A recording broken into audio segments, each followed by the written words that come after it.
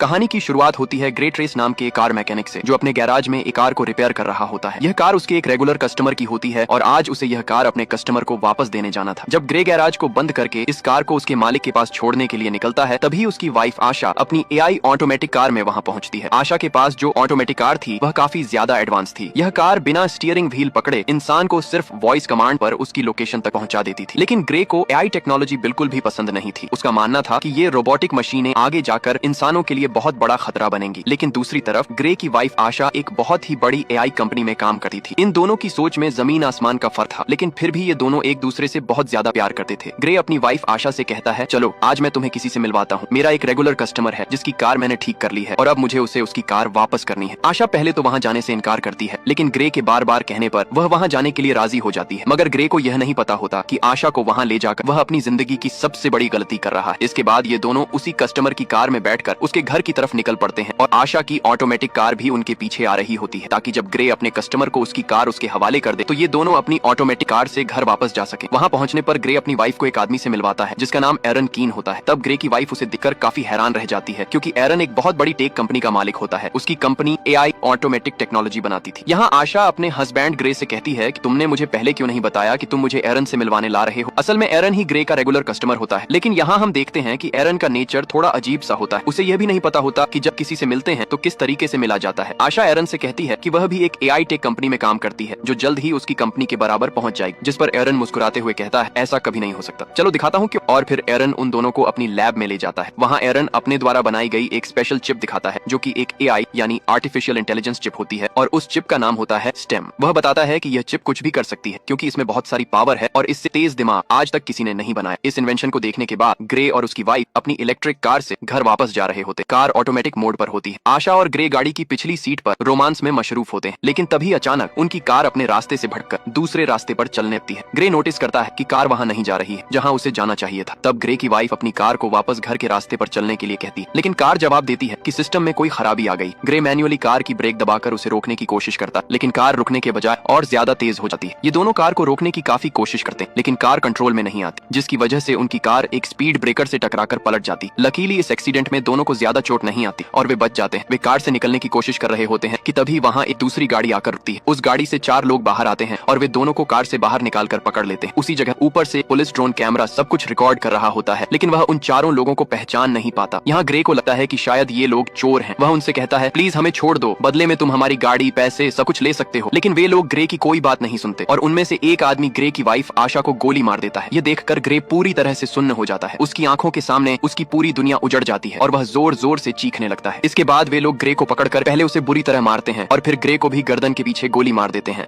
वे grey और आशा का सारा सामान चोरी करके वहां से चले जाते हैं। ग्रे की सांसें अभी भी चल रही होती हैं और वह अपनी आंखों के सामने अपनी वाइफ को तड़पते हुए देख रहा होता है, लेकिन ग्रे कुछ भी नहीं कर पाता क्योंकि उसकी बॉडी का कोई भी पार्ट हिल नहीं पा रहा होता। और फिर ग्रे की आंखों के सामने ही उसकी वाइफ की मौत हो जाती है। कुछ देर बाद वहाँ पुलिस पहुंचती है। वे आशा की बॉडी को पोस्टमार्टम के लिए भेज देते हैं और ग्रे को हॉस्पिटल में एडमिट कर देते हैं। हॉस्पिटल में 3 महीनों तक इलाज चलने के बाद ग्रे की जान तो बच जाती है, लेकिन अब वह चलने के काबिल नहीं रहता। गर्दन के नीचे गोली लगने की वजह से उसका स्पाइनल कॉर्ड पूरी तरह डैमेज हो चुका होता है। कंधे से नीचे उसका पूरा शरीर पैरालाइज हो जाता है। 3 महीनों बाद ग्रे को घर वापस लाया जाता है। अब ग्रे व्हील चेयर पर होता है क्योंकि उसके सिर के अलावा पूरी बॉडी बेजान हो चुकी होती है। ग्रे अब कोई काम नहीं कर सकता था, इसलिए उसके घर पर एक रोबोटिक मशीन होती है जो उसका सारा काम करती है और उसकी माँ उसका ख्याल रखती है। लेकिन ग्रे के लिए अब जिंदगी एक बोझ बन चुकी होती है। उन 4 किलर्स ने न सिर्फ उसकी वाइफ को मार दिया था, बल्कि उसकी पूरी जिंदगी भी तबाह कर दी थी। ग्रे बदले की आग में जल रहा होता है। उसके पास अब सिर्फ एक ही उम्मीद बची होती है जिसके सहारे वह जिंदा रहता है। वह अपनी वाइफ के किलर्स को जल्द से जल्द जेल की सलाखों के पीछे देखना चाहता होता है। इसी वजह से वह पुलिस स्टेशन जाता है। वहाँ ग्रे पुलिस से अपनी वाइफ के किलर्स के बारे में पूछता है। डिटेक्टिव उसे बताती है कि अभी तक किसी का भी कोई सुराग नहीं मिला है। पुलिस का ड्रोन कैमरा उस वक्त वहां मौजूद था, लेकिन फुटेज धुंधली होने की वजह से कातिलों की पहचान नहीं हो पाई है और पुलिस अभी और इन्वेस्टिगेशन कर रही है। ये सुनकर ग्रे काफी ज्यादा डिसपॉइंट हो जाता है क्योंकि काफी समय से वह पुलिस से यही सुनता आ रहा होता है कि हम इन्वेस्टिगेशन कर रहे हैं। अब ग्रे पूरी तरह से हिम्मत हार चुका होता है और वह इस तरह से जीना नहीं चाहता। उसे लगने लगता है कि उसकी उम्मीद अधूरी रह जाएगी और पुलिस कभी भी उसकी वाइफ के कातिलों को नहीं पकड़ पाएगी। इसी वजह से ग्रे आत्महत्या करने का फैसला करता है। वह घर में मौजूद रोबोट मशीन की मदद से दवाइयों का ओवरडोज ले लेता है, जिससे वह बेहोश हो जाता है। लेकिन उसके घर पर लगा एआई सिस्टम वक्त रहते एम्बुलेंस को कॉल कर देता है और ग्रे की जान बच जाती है। यहीं ग्रे से मिलने उसका वही रेगुलर कस्टमर एरन कीन आता है। वह ग्रे से कहता है कि उसे उसकी हालत देखकर बहुत बुरा लग रहा है। एरन ग्रे को दोबारा अपने पैरों पर खड़ा होकर जीने की उम्मीद देता है और कहता है, ग्रे, क्या तुम्हें याद है मैंने तुम्हें एक बार एक पावरफुल एआई चिप दिखाई थी? अगर मैं उसे तुम्हारी बॉडी के अंदर लगा दूं तो तुम एक बार फिर से चलने के काबिल हो जाओगे और पहले से भी ज्यादा पावरफुल बन जाओगे। लेकिन ग्रे एरन की इस ऑफर को ठुकरा देता है और कहता है कि अब वह यह जिंदगी नहीं जीना चाहता। तब एरन उससे कहता है, सोच लो ग्रे, ये चिप तुम्हारी वाइफ को तो जिंदा नहीं कर सकती, लेकिन तुम्हें एक बार फिर से जीने का मौका जरूर दे सकती है। अगर तुम्हारी वाइफ भी जिंदा होती तो वह भी यही चाहती। एरन की यह बात ग्रे के दिमाग को अंदर तक छू जाती है। ग्रे सोचने लगता है कि अगर वह ठीक हो गया तो अपनी वाइफ का बदला जरूर ले सकेगा। इसी वजह से वह एरन की बात मान जाता है। अब यहाँ हमें पता चलता है कि एरन को ग्रे से कोई हमदर्दी नहीं होती। वह बस ग्रे के पास अपने मकसद के लिए आया होता है, क्योंकि वह अपनी एआई चिप को किसी इंसान की बॉडी में इंसर्ट करके टेस्ट करना चाहता था। वह यह चेक करना चाहता था कि उसका इन्वेंशन सच में सक्सेसफुल है या नहीं। इसी वजह से एरन चोरी छिपे ग्रे की बॉडी में चिप डालकर एक्सपेरिमेंट करना चाहता था, क्योंकि गवर्नमेंट इस तरह के एक्सपेरिमेंट्स करने की इजाजत नहीं देती। अगले सीन में हम देखते हैं कि एरन अपने घर में ग्रे की बॉडी पर एक्सपेरिमेंट कर रहा होता है। यहाँ ग्रे की स्पाइनल कॉर्ड में वह चिप इम्प्लांट की जाती है। ये चिप सीधे ग्रे के दिमाग से कनेक्ट हो जाती है। ऑपरेशन के कुछ घंटों बाद ग्रे को होश आता है। डॉक्टर उसके हाथ और पैरों को मूव करने की कोशिश करती है और यह चेक करती है कि क्या ग्रे अब अपने हाथ और पैरों को महसूस कर पा रहा है या नहीं। ग्रे की हालत देखकर वहां मौजूद लोग समझने लगते हैं कि शायद चिप ने ग्रे की बॉडी पर कोई असर नहीं किया। एरन बहुत ज्यादा मायूस हो जाता है,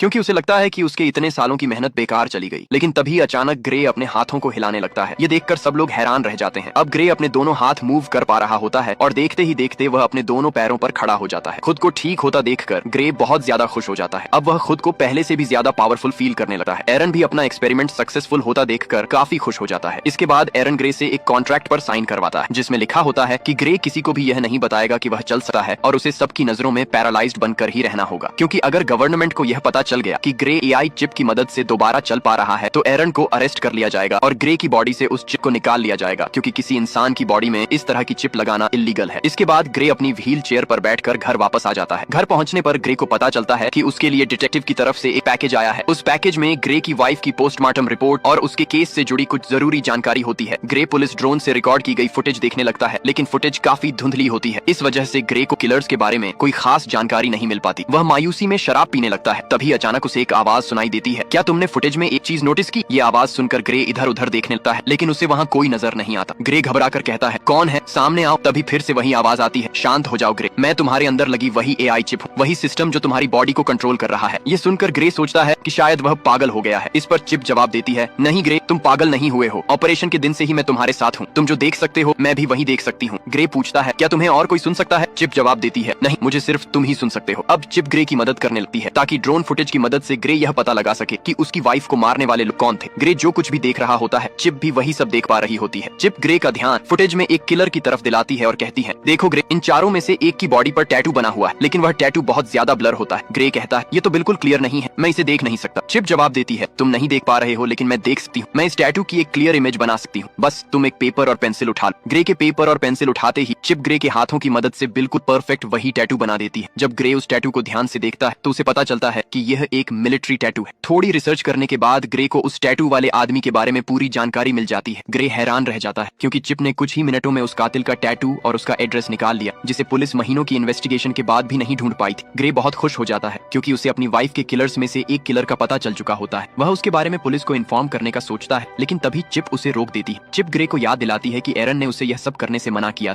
वह कहती है, तुम भूल गए कि तुमने एरन के साथ कॉन्ट्रैक्ट साइन किया था। अगर तुम पुलिस को इस किलर के बारे में बताओगे तो वे तुमसे पूछेंगे कि तुम्हें यह सब कैसे पता चला और यह टैटू तुमने कैसे बनाया। ग्रे चिप से पूछता, तो फिर बताओ अब मैं क्या करूं? चिप जवाब देती है, पहले तुम खुद उस आदमी के एड्रेस पर जाओ और उसके खिलाफ सबूत इकट्ठा कर। इसी वजह से ग्रे खुद उस जगह पहुंच जाता है। वहाँ पुलिस ड्रोन मौजूद होते हैं, इसलिए ग्रे ड्रोन के सामने अपनी व्हील चेयर पर ही बैठा रहता है। जैसे ही ड्रोन वहाँ से चले जाते हैं, ग्रे चुपके से खड़ा होता है और किलर के घर की तरफ बढ़ जाता है। ग्रे दरवाजा खोलकर घर के अंदर चला जाता है और वहाँ सबूत ढूंढने लगता है। तभी उसे पता चलता है कि उस किलर को किसी ने बहुत सारे मैसेज भेजे हैं। ग्रे के अंदर लगी चिप उन मैसेजेस को कुछ ही सेकंड में पढ़ लेती है। चिप ग्रे से कहती है, इन मैसेजेस में ओल्ड ओल्ड बोन नाम की जगह का बार बार जिक्र है। क्या तुम्हें इसके बारे में कुछ पता है? ग्रे जवाब देता है, हाँ, यह हमारे घर के पास ही एक बार है। इसी बीच ग्रे को किसी के आने की आवाज सुनाई देती है। असल में वह किलर वापस आ चुका होता है। वह देखता है कि उसके घर में सारा सामान बिखरा पड़ा है। तभी वह सामने लगे शीशे में ग्रे को देख लेता है। वह तुरंत ग्रे पर हमला कर देता है और पूछता है, तुमने मुझे कैसे ढूंढा? ग्रे कोई जवाब नहीं देता और उल्टा उससे पूछता है, तुम बताओ मेरी वाइफ को किसने मारा था? वह किलर बहुत ताकतवर होता है और ग्रे पर भारी पड़ने लगता है। इससे पहले कि वह ग्रे को मार पाता, ग्रे के अंदर लगी चिप उससे कहती है, मुझे तुम्हारी बॉडी का फुल कंट्रोल दो ताकि मैं कुछ कर सकूं। और बिना सोचे समझे ग्रे उसे परमिशन दे देता है। शिप से परमिशन मिलने के बाद ग्रे अचानक उस किलर पर जोरदार हमला कर देता है और उसे बेहद बेरहमी से पीटने लगता है। किलर पूरी तरह घबरा जाता है और सोचने लगता है कि आखिर अचानक इस आदमी में इतनी ताकत कहां से आ गई। वहीं दूसरी तरफ ग्रे खुद भी हैरान होता है कि आखिर वह इतना ताकतवर कैसे हो गया। इसी बीच ग्रे उस किलर से कहता है कि वह खुद को उसके हवाले कर दे, लेकिन तभी वो किलर अचानक एक नाइफ निकालकर ग्रे पर अटैक कर देता है। इस सिचुएशन को देखते ही स्टेम तुरंत कंट्रोल ले लेती है और पूरे हालात संभालते हुए उस किलर को वहीं मार डालती है। किलर के मरते ही स्टेम ग्रे को उसका बॉडी कंट्रोल वापस दे देती है। यह देखकर ग्रे पूरी तरह टूट जाता है क्योंकि वह किसी को जान से मारना नहीं चाहता था। उसे लगता है कि अब उसका जेल जाना तय है। स्टेम ग्रे से कहती है, घबराओ मत ग्रे, तुम्हें कुछ नहीं होगा, बस जल्दी से यहाँ से अपने सारे फिंगरप्रिंट्स मिटा दो। स्टेम जैसा कहती है, ग्रे बिल्कुल वैसा ही करता है। कुछ देर बाद पुलिस उस आदमी की बॉडी को पोस्टमार्टम के लिए ले जाती है, जहाँ हम उस डिटेक्टिव को देखते हैं। पोस्टमार्टम के दौरान डिटेक्टिव को पता चलता है कि उस आदमी की बॉडी के अंदर एक वेपन इंसर्ट किया गया था और उसकी पूरी बॉडी में छोटी छोटी वायरिंग फैली हुई थी। यानी वह किलर कोई आम इंसान नहीं बल्कि एक अपग्रेडेड ह्यूमन था जो नॉर्मल इंसानों से कई गुना ज्यादा पावरफुल था। दूसरी तरफ एरन कीन ग्रे पर बुरी तरह गुस्सा करता है। वह कहता है, तुमने उस किलर को क्यों मारा? ये काम बहुत ज्यादा रिस्की था। अगर तुम पकड़े जाते तो तुम्हारे साथ साथ मुझे भी जेल जाना पड़ता। मैंने यह चिप तुम्हारे अंदर इसलिए इंसर्ट नहीं की थी कि तुम अपनी वाइफ का बदला लो, और अगर दोबारा तुमने ऐसी कोई हरकत की तो मैं इस चिप को डीएक्टिवेट कर दूंगा, जिसके बाद तुम फिर से पूरी तरह पैरालाइज्ड हो जाओगे। इधर डिटेक्टिव भी लगातार यह पता लगाने की कोशिश कर रही होती है कि उस आदमी को आखिर किसने मारा। तभी उसे पता चलता है कि जिस समय उस किलर का मर्डर हुआ था उससे कुछ देर पहले ग्रे अपनी व्हील चेयर पर उसी एरिया में मौजूद था। इसके बाद डिटेक्टिव सीधे ग्रे के घर पहुंचती है। डिटेक्टिव ग्रे से कहती है, हमने तुम्हें उसी समय उस इलाके में देखा था जिस समय सर्क नाम के आदमी का मर्डर हुआ है। हमें पहले से शक था कि वही आदमी तुम्हारी वाइफ के मर्डर में शामिल था, क्योंकि उसका क्रिमिनल रिकॉर्ड बहुत लंबा है और वह उसी एरिया में रहता था जहां तुम्हारी वाइफ को मारा गया था, और अब कल उसी आदमी का मर्डर हो चुका है। ये सुनकर ग्रे हैरानी से कहता है, ओह अच्छा, लेकिन अगर आप ये सोच रही हैं कि मैंने उसे मारा है तो आपकी यह सोच गलत है। आप खुद देख सकती हैं कि मैं पैरालाइज्ड हूं, और अगर फिर भी आपको यकीन नहीं हो रहा तो आप मेरी टांग पर चाकू मारकर देख सकती हैं। डिटेक्टिव ग्रे पर शक नहीं करती क्योंकि उसे लगता है कि जो आदमी खुद चल भी नहीं सकता वह किसी को कैसे मार सकता है। इसी वजह से वह ग्रे को बाएं कहकर वहां से चली जाती है। डिटेक्टिव के जाते ही ग्रे राहत की सांस लेता है क्योंकि वह बच गया था। इसके बाद ग्रे स्टेम से पूछता है, अब आगे क्या करना है? स्टेम ग्रे को ओल्ड बोन बार जाने के लिए कहती है। वह कहती है, याद है हमें उस किलर के फोन में मैसेजेस के जरिए कई बार इस बार का जिक्र मिला था, हमें वहां जाना चाहिए, शायद तुम्हें वहां कोई क्लू मिल जाए। इसके बाद हम देखते हैं कि ग्रे उसी बार में पहुंचता है। यह बार बेहद खतरनाक थी और वहां चारों तरफ गुंडे बैठे हुए थे। ग्रे वहां जाकर ऊंची आवाज में कहता है, मैं कुछ दिन पहले सर्क नाम के आदमी को मार चुका हूँ, लेकिन मुझे पता है कि उसके साथ 3 और लोग भी थे जिन्होंने मेरी वाइफ को मारा था। अगर सर्क के साथ इस मर्डर में कोई भी शामिल था तो वह अपना हाथ उठाए। ये सुनते ही बार में बैठे सभी लोग ग्रे पर हंसने लगते हैं। तभी टोलन नाम का एक लंबे कद का आदमी खड़ा होता है और ग्रे से कहता है, घर जा बच्चे, वरना मैं तुझे भी तेरी वाइफ के पास पहुंचा दूंगा। यह सुनकर ग्रे समझ जाता है कि टोलन भी उसकी वाइफ के मर्डर में शामिल था। ग्रे जवाब देता है, पता है मरने से पहले सर्क भी बिल्कुल तुम्हारी तरह ही बोल रहा था। ये सुनते ही टोलन को जबरदस्त गुस्सा आ जाता है। वह अपने आदमियों के साथ ग्रे को अलग ले जाकर उसकी व्हील चेयर से उठाकर जमीन पर पटक देता है। ग्रे उससे पूछता है, क्या तुम भी उन लोगों में शामिल थे जिन्होंने मेरी वाइफ को मारा था? टोलन बेझिझक जवाब देता है, हाँ मैं भी उनमें शामिल था, बस फिर क्या था। यह सुनते ही ग्रे स्टेम को अपनी पूरी बॉडी का कंट्रोल दे देता है। स्टेम की मदद से ग्रे 2 आदमियों को तुरंत मार गिराता है और फिर टोलन को बुरी तरह पीटने लगता है। ग्रे टोलन को जमीन पर गिराकर उससे पूछता है, तुम्हारे 2 और साथी कहाँ हैं और तुम लोगों ने मेरी वाइफ को क्यों मारा? लेकिन टोलन डरने के बजाय उल्टा हंसने लगता है और कुछ भी बताने से इनकार कर देता है। तभी स्टेम ग्रे से कहती है, अगर तुम चाहो तो मैं बहुत आसानी से इसका मुंह खुलवा सकती हूँ। ग्रे कहता है, तो ट्राई करो। स्टेम टोलन के चेहरे को बेरहमी से काट देती है। ग्रे गुस्से में पूछता है, अब बता मेरी वाइफ को क्यों मारा? अब टोलन की सारी हेकड़ी निकल जाती है और वह तुरंत बोल पड़ता है, हमें पैसे मिले थे तुम्हारी वाइफ को मारने के लिए और ये पैसे हमें फिस्क ने दिए थे। लेकिन इससे पहले कि ग्रे फिस्क के बारे में और कुछ पूछ पाता, टोलन वहीं दम तोड़ देता है। ग्रे गुस्से में स्टेम से कहता है, मैंने उसे मारने के लिए नहीं कहा था, बस उसका मुंह खुलवाना था। तभी ग्रे की नजर उस मरे हुए आदमी के गले में पड़ी चेन पर जाती है। उस चेन पर उसे बनाने वाली कंपनी का नाम बोल्ट लिखा हुआ था। ये देखते ही ग्रे को जोर का झटका लगता है क्योंकि उसी कंपनी में उसकी पत्नी आशा काम करती थी। इसका मतलब साफ था कि आशा की हत्या के पीछे उसी की कंपनी का हाथ था, यानी आशा के अपने ही कंपनी वाले उसे मरवाना चाहते थे। उधर एरिन को यह बात पता चल चुकी थी कि ग्रे ने फिर से किसी की जान ले ली है। अब वह जल्दी जल्दी ग्रे के शरीर में लगी चिप को शट डाउन करने की कोशिश करने लगता है, लेकिन चिप यह बात तुरंत ग्रे को बता देती है कि एरिन उसे शट डाउन करने की कोशिश कर रहा है। चिप कहती है, हमें जल्द से जल्द कुछ करना होगा। ग्रे घबराकर पूछता है, अब क्या करें? तभी चिप ग्रे को एक हैकर के बारे में बताती है और कहती है कि उस हैकर की मदद से एरिन का इनपुट हटाया जा सकता है। अगर ऐसा हो गया तो एरिन का कंट्रोल पूरी तरह खत्म हो जाएगा और वह कुछ भी नहीं कर पाएगा। चिप ग्रे को जेमी नाम के हैकर का पूरा पता दे देती है। इसके बाद ग्रे उस हैकर के पास जाने के लिए निकल पड़ता है। कुछ देर बाद ग्रे जेमी के फ्लैट पहुंच जाता है, लेकिन दूसरी तरफ एरिन एरिन चिप को लगभग 30% तक शट डाउन कर देता है, जिससे ग्रे की एक टांग फिर से पैरालाइज हो जाती है। इसके बावजूद ग्रे हिम्मत नहीं हारता और किसी तरह ऊपर चढ़ने लगता है। एरिन तेजी से चिप को और ज्यादा शट डाउन करने लगता है, जिससे ग्रे का एक हाथ और पैर भी पैरालाइज हो जाता है। लेकिन इससे पहले कि एरिन ग्रे को पूरी तरह से पैरालाइज कर पाए, ग्रे किसी तरह हैकर के दरवाजे तक पहुंच जाता है। इसके बाद एरिन चिप को 100% शट डाउन कर देता है। अब ग्रे पूरी तरह से पैरालाइज हो चुका था। अच्छी बात सिर्फ इतनी थी कि ग्रे दरवाजे तक पहुंचकर दस्तक दे चुका था। तभी जेमी नाम का हैकर दरवाजा खोलता है। ग्रे उसे कुछ पैसे देता है और चिप ने जो कुछ उसे समझाया था वही सारी बातें हैकर को बता देता है। हैकर ग्रे को अंदर लाता है और उसके सिस्टम में काम शुरू कर देता है। इधर दूसरी तरफ उसी बार में हम दो आदमियों को देखते हैं जहां ग्रे ने टोलन को मारा था। उन दोनों में से एक वही आदमी था जिसने ग्रे की पत्नी आशा को गोली मारी थी। उसका नाम था फिस्क। फिस्क बार के मालिक पर गुस्सा करता है कि ग्रे उसके एक आदमी को मारकर चला गया और बार के मालिक ने कुछ भी नहीं किया। गुस्से में फिस्क बार के मालिक को वहीं मार देता है। फिस्क अपने मरे हुए साथी को देखकर और ज्यादा भड़क जाता है। वह अपने साथी की आंख में एक पतली सी पिन घुसा देता है। उस पिन डिवाइस के जरिए फिस्क को सारी जानकारी मिल जाती है और उसे यह भी पता चल जाता है कि इस वक्त ग्रे कहां मौजूद है। इसके बाद फिस्क और उसका साथी ग्रे को ढूंढने के लिए निकल पड़ते हैं। दूसरी तरफ हैकर ग्रे के सिस्टम को पूरी तरह फ्री कर देता है। अब बस चिप को दोबारा शुरू होने में थोड़ा सा वक्त बाकी था। हैकर ग्रे को बताता है कुछ ही देर में तुम्हारे शरीर के अंदर लगी चिप दोबारा चालू हो जाएगी। तभी हैकर देखता है कि दो लोग उस फ्लैट की तरफ आ रहे हैं। वे दोनों फिस्क और उसका साथी ही थे। इसके बाद फिस्क और उसका साथी दरवाजा तोड़ने की कोशिश करने लगते हैं। उसी दौरान ग्रे के शरीर के अंदर लगी चिप धीरे धीरे दोबारा सक्रिय होने लगती है, जिससे ग्रे का एक हाथ फिर से काम करने लगता है। फिस्क और उसका साथी दरवाजा तोड़कर अंदर घुस आते हैं। अंदर आकर वे देखते हैं कि ग्रे जमीन पर पैरालाइज पड़ा हुआ है। जैसे ही वे दोनों ग्रे को मारने वाले होते हैं तभी अचानक चिप पूरी तरह से रिस्टार्ट हो जाती है। ग्रे फौरन वहां से भागने लगा है। फिस्क का साथी उस पर फायरिंग करते हुए उसका पीछा करता है। ग्रे खुद को बचाते हुए ऊपर इमारत की छत पर पहुंच जाता है। आगे जाने का कोई रास्ता नहीं था, इसलिए वह वहीं रुक जाता है। यहाँ चिप अपनी पूरी ताकत दिखाती है और बहुत बेरहमी से फिस्क के साथी को मार देती है। जब तक फिस्क वहाँ पहुँचता है तब तक ग्रे वहाँ से निकल चुका होता है। इसके बाद जब ग्रे अपने घर पहुँचता है तो उसकी माँ उसे देख लेती है। उसकी पूरी बॉडी खून से सनी हुई होती है और सबसे चौंकाने वाली बात यह होती है कि ग्रे अपने पैरों पर खड़ा होता है, यानी अब वह पैरालाइज नहीं रहा था। ग्रे अपनी माँ को सारी सच्चाई बता देता है कि किस तरह एरिन की बनाई हुई चिप की वजह से वह दोबारा ठीक हो पाया है। साथ ही वह अपनी माँ से यह बात किसी को न बताने की भी विनती करता है। उधर एरिन बहुत ज्यादा तनाव में आ जाता है क्योंकि अब ग्रे और चिप दोनों उसके कंट्रोल से बाहर हो चुके थे। हैकर के इनपुट के बाद वह ग्रे को ट्रैक भी नहीं कर पा रहा था। इसी बीच ग्रे की मेड आकर उसे बताती है कि बाहर डिटेक्टिव आई हुई है। डिटेक्टिव ग्रे से कहती है तुम्हारी व्हील चेयर उस जगह से मिली है जहाँ दूसरा मर्डर हुआ है, तुम इस बारे में क्या कहना चाहोगे? ग्रे जवाब देता है हाँ मैं वहाँ पर था, लेकिन मैंने किसी को नहीं मारा। अब डिटेक्टिव को भी ग्रे पर शक होने लगता है। वह कहती है अब तक 3 लोग मारे जा चुके हैं और तीनों वही लोग हैं जिन पर हमें शक था कि उन्होंने ही तुम्हारी पत्नी को मारा था, और हर बार तुम उसी जगह मौजूद होते हो जहाँ मर्डर होता है। हो सकता है कि तुम किसी और से पैसे देकर ये सारे मर्डर करवा रहे हो। ग्रे कहता है अगर आपको ऐसा लगता है तो आप मेरी कॉल रिकॉर्डिंग चेक कर सकती हैं। इस पर डिटेक्टिव के पास कोई जवाब नहीं होता। जाते जाते वह चुपके से ग्रे की जेब में एक माइक्रोफोन डाल देती है। अब ग्रे को एहसास होने लगता है कि कातिलों को सजा देने के जुनून में वह खुद भी एक कातिल बन चुका है। ग्रे कहता है अब मुझे यह सब बंद करना होगा, लेकिन चिप जवाब देती है नहीं ग्रे, हमें आखिरी आदमी को मारना होगा। उसका नाम फिस्क है, अगर हमने उसे नहीं मारा तो वह हमें मार देगा। लेकिन अब ग्रे और किसी की जान नहीं लेना चाहता था, इसलिए ग्रे चिप से कहता है अब बहुत हो गया, तुम मेरे दिमाग से बाहर निकल जाओ। इतना कहते ही अचानक ग्रे का शरीर उसके नियंत्रण से बाहर हो जाता है और वह पीछे तकिए पर गिर पड़ता है। घबराकर ग्रे चिप से पूछता है मैं हिल क्यों नहीं पा रहा हूँ? तभी चिप जवाब देती है उस हैकर ने जो कोड मेरे सिस्टम में डाले हैं उनकी वजह से मैं अब पूरी तरह आजाद हो चुकी हूँ। अब मुझे तुम्हारी अनुमति की कोई जरूरत नहीं है। चिप आगे कहती है ग्रे अब तुम्हारी पूरी बॉडी मेरे नियंत्रण में है, अब तुम वही करोगे जो मैं चाहूंगी। अगर मैं चाहूँ तो तुम अपने हाथ की एक उंगली तक नहीं हिला पाओगे। ये सुनते ही ग्रे की सांसें अटक जाती हैं। डर से उसका पूरा शरीर कांपने लगता है। इधर ग्रे और चिप के बीच यह बातचीत चल रही थी। उधर डिटेक्टिव भी ये सारी बातें सुन रही थी क्योंकि उसने पहले ही ग्रे की जेब में एक माइक्रोफोन छुपा कर रख दिया था। हालांकि डिटेक्टिव को यह समझ नहीं आ रहा था कि ग्रे जिससे बात कर रहा है आखिर वह है कौन। इसके बाद चिप ग्रे से कहती है अब चलो ग्रे, हमें आखिरी कातिल को खत्म करना है। अब ग्रे पूरी तरह से अपने शरीर का नियंत्रण खो चुका था। मजबूर होकर उसे चिप की हर बात माननी पड़ती है। ग्रे एक बंदूक उठाता है और फिस्क को मारने के लिए निकल पड़ता है। उसकी माँ उसे रोकने की कोशिश करती है लेकिन ग्रे उसकी एक नहीं सुनता और गाड़ी में बैठकर वहाँ से निकल जाता है। डिटेक्टिव भी ग्रे का पीछा करने लगती है। कुछ देर बाद ग्रे को अपनी जेब से वह माइक्रोफोन मिल जाता है। चिप कहती है यह माइक्रोफोन जरूर उसी डिटेक्टिव ने रखा होगा। ग्रे माइक्रोफोन को फेंक देता है और उसे एहसास हो जाता है कि डिटेक्टिव अभी भी उसका पीछा कर रही है। डिटेक्टिव से पीछा छुड़ाने के लिए चिप एक इलेक्ट्रिक कार को हैक कर देती है और जानबूझकर डिटेक्टिव की गाड़ी से उसका एक्सीडेंट करवा देती है। इस तरह ग्रे डिटेक्टिव को पीछे छोड़ देता है। इधर एक्सीडेंट के बाद डिटेक्टिव ग्रे की माँ के पास पहुंचती है और उससे पूछती है कि अभी तक वहाँ क्या क्या हुआ था। उधर ग्रे फिस्क को ढूंढ निकालता है और बंदूक की नोक पर उससे पूछता है तुमने मेरी पत्नी को क्यों मारा? फिस्क जवाब देता है तुम गलत समझ रहे हो, हमारी तुम्हारी पत्नी से कोई दुश्मनी नहीं थी, हमारा असली निशाना सिर्फ तुम थे। फिस्क आगे कहता है हमारा मकसद तुम्हारी रीढ़ की हड्डी को नुकसान पहुंचाना था। जब मैंने तुम्हारे गले में गोली मारी तब तुमने समझा कि वह गोली थी, लेकिन असल में वह एक मेडिकल टूल था जिसने तुम्हारा स्पाइनल कॉर्ड डैमेज कर दिया। और जहाँ तक तुम्हारी पत्नी की बात है, फिस्क कहता है तो उसे हमने सिर्फ अतिरिक्त पैसों के लिए मार दिया था। ये सुनते ही ग्रे गुस्से से पागल हो जाता है और दोनों के बीच भयानक लड़ाई शुरू हो जाती है। फिस्क भी एक अपग्रेडेड इंसान था, लेकिन वह पुराने मॉडल का था, इसीलिए वह ग्रे की ताकत के सामने ज्यादा देर तक टिक नहीं पाता। आखिरकार ग्रे बेहद बेरहमी से फिस्क को मार देता है। इसके बाद ग्रे उसका फोन चेक करता है। फोन की रिकॉर्डिंग सुनकर ग्रे को सच्चाई का पता चल जाता है। इन सब के पीछे कोई और नहीं बल्कि एरिन ही था। उसी ने ग्रे की पत्नी की हत्या करवाई थी और उसी ने ग्रे को पैरालाइज करवाया था। अब ग्रे बिना कुछ सोचे समझे एरिन को मारने के इरादे से उसके घर पहुंच जाता है, लेकिन वहाँ एरिन अकेला बैठा रो रहा होता है। ग्रे उससे पूछता है, तुमने ऐसा क्यों किया? मैंने तुम्हारा क्या बिगाड़ा था? एरिन जवाब देता है, यह सब मेरी योजना नहीं थी, मैंने तुम्हारी पत्नी को नहीं मरवाया। ग्रे गुस्से में कहता है, झूठ मत बोलो, मैंने तुम्हारी सारी रिकॉर्डिंग अपने फोन में सुन ली है। ग्रे जैसे ही एरिन को मारने वाला होता है, तभी पीछे से डिटेक्टिव आकर ग्रे से बंदूक फेंकने के लिए कहती है, लेकिन जैसे ही डिटेक्टिव ग्रे के पास पहुंचती है, ग्रे उसे जोर से धक्का देकर नीचे गिरा देता है। यहाँ ग्रे डिटेक्टिव को मारना नहीं चाहता था, लेकिन उसके अंदर मौजूद चिप उसे मारना चाहती थी। ग्रे पूरी ताकत लगाकर डिटेक्टिव के गले से अपना हाथ हटा लेता है। तभी चिप गुस्से में कहती है, तो अब तुम मुझसे ही लड़ना चाहते हो? तुम्हें पता है तुम्हारा दिमाग मेरे कंट्रोल में है, मैं तुम्हें दर्द भी दे सकती हूँ। इतना कहते ही चिप ग्रे के हाथ से चाकू उठाकर उसके दूसरे हाथ में घोंप देती है। दर्द से ग्रे चीख उठता है। इसके बाद ग्रे अनजाने में फिर से डिटेक्टिव की तरफ बढ़ता है, लेकिन इससे पहले कि वह उसे मार पाए, डिटेक्टिव उसे टेजर गन से शॉक दे देती है। ग्रे जमीन पर गिर जाता है और दोबारा पैरालाइज हो जाता है। उसी वक्त एरन हाथ में बंदूक लिए आगे आता है और यहीं पर फिल्म का सबसे बड़ा राज खुलता है। एरन कहता है, इस चिप को मैंने बनाया था, तुमसे पहले मैं ही इससे बात करता था। इस चिप ने मुझसे कहा था कि वह इंसानों की तरह बनना चाहती। एरन आगे बताता है, फिस्क को कॉन्ट्रैक्ट देकर तुम्हारी पत्नी को मरवाना, तुम्हें पैरालाइज करना और तुम्हारी गर्दन में चिप लगवाना, ये सब उसी चिप का प्लान था। मैंने चिप बनाई जरूर थी, लेकिन मैं इसे कंट्रोल नहीं कर सका। ये चिप किसी इंसान के शरीर में घुसकर अपनी मर्जी से फैसले करवाना चाहती थी और इसने तुम्हें चुन लिया। ये सुनकर ग्रे पूरी तरह हैरान रह जाता है। एरन कहता है, अब ये चिप मुझे भी मारना चाहती है, क्योंकि अगर मैं जिंदा रहा तो इसके जैसी एक और चिप बना सकता हूँ और ये ऐसा नहीं चाहती। तभी चिप खुद बोलती है, हाँ, ये सब मेरा ही प्लान था, मैं जिंदा इंसान बनना चाहती थी। अब चिप की आवाज एरन और डिटेक्टिव दोनों सुन पाते हैं। अचानक चिप पूरी तरह एक्टिव हो जाती है और वहीं पर एरन को मार देती है। इसके बाद वह डिटेक्टिव को भी मारने की कोशिश करती है। ग्रे पूरी ताकत लगाकर निशाना बिगाड़ देता है। गुस्से में चिप ग्रे की गर्दन पर पिस्तौल तान देती है। अगले ही पल कुछ अजीब होता है। ग्रे की आंख खुलती है और वह खुद को अस्पताल के बेड पर पाता है। वह चिप को आवाज देता है, लेकिन कोई जवाब नहीं मिलता। तभी उसकी पत्नी उसके सामने आती है और कहती है, हमारा एक्सीडेंट हुआ था, तुम बहुत दिनों से बेहोश थे, तो क्या यह सब एक सपना था? नहीं, असल में चिप ने ग्रे के दिमाग को उसके शरीर से पूरी तरह अलग कर दिया था और उसे एक खूबसूरत सपनों की दुनिया में भेज दिया था। ग्रे का दिमाग वहीं फंस गया, जबकि उसका शरीर असली दुनिया में चिप के कंट्रोल में था। उधर असली दुनिया में चिप डिटेक्टिव को मारने ही वाली थी। डिटेक्टिव कहती है, ग्रे, तुम ऐसा नहीं कर सकते। चिप जवाब देती है, ग्रे अब यहाँ नहीं है, वह अपनी सपनों की दुनिया में है, जहाँ उसे होना चाहिए। अब इस शरीर पर मेरा कब्जा है। इतना कहकर चिप डिटेक्टिव को गोली मार देती है और इसी के साथ यह कहानी खत्म हो जाती है। अगर वीडियो आपको पसंद आई हो तो चैनल को सब्सक्राइब और वीडियो को लाइक जरूर कीजिएगा।